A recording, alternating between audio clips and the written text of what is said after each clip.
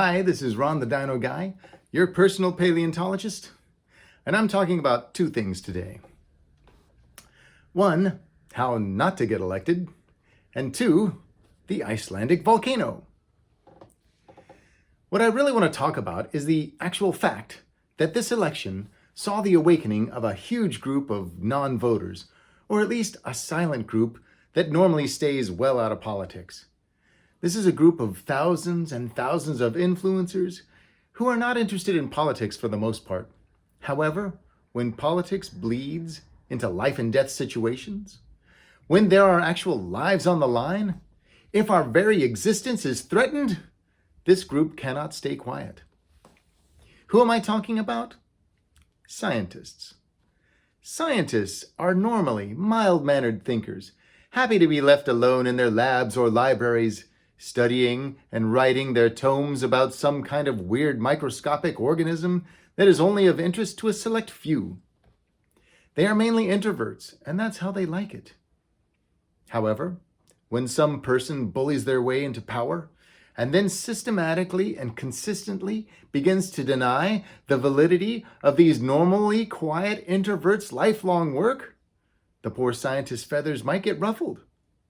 Whatever any twit might tweet, there are thousands of scientists who have studied things like the details of human-induced climate change for years and years. Have you studied anything for 25 years or more? I bet you'd know a lot, and I will listen to you. Imagine you've been doing nothing but measuring an invisible gas in the atmosphere for 20 years.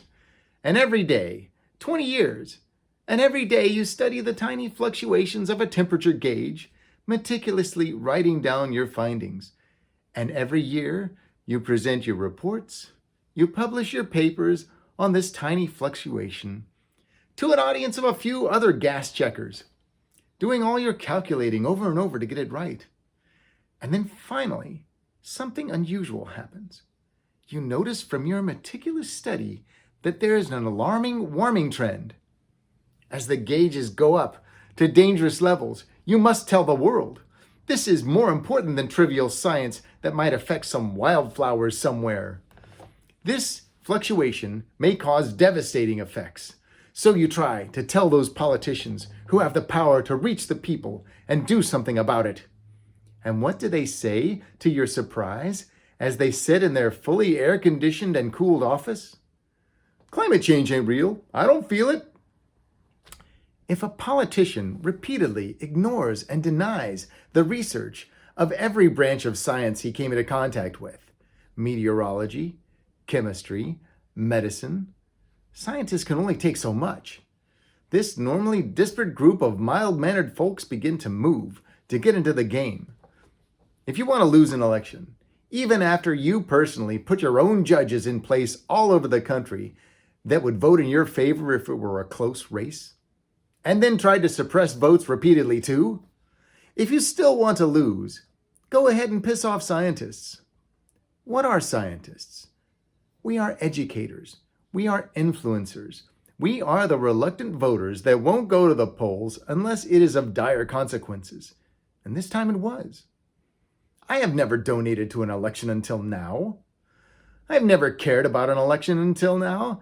And this time we are talking life and death. So, me and my thousands of colleagues sprang into action to save the planet from a clear and present danger. Look it up. The military now considers climate change effects to be the #1 danger for America. What's a climate change effect? Weird viruses, for example, and people running away from the heat, maybe moving north?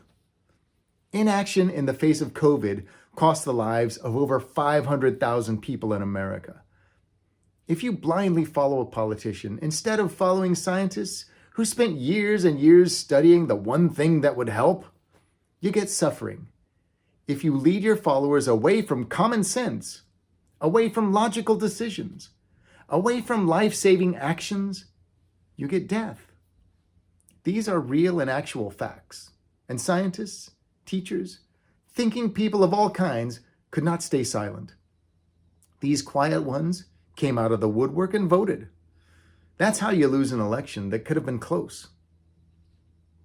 Oh, and by the way, there's a very cool volcanic eruption in Iceland right now that you can watch live. It's very cool. This is Ron the Dinoguy, your personal paleontologist, saying so long and see you for more real and actual and good knowledge that'll make your lives better.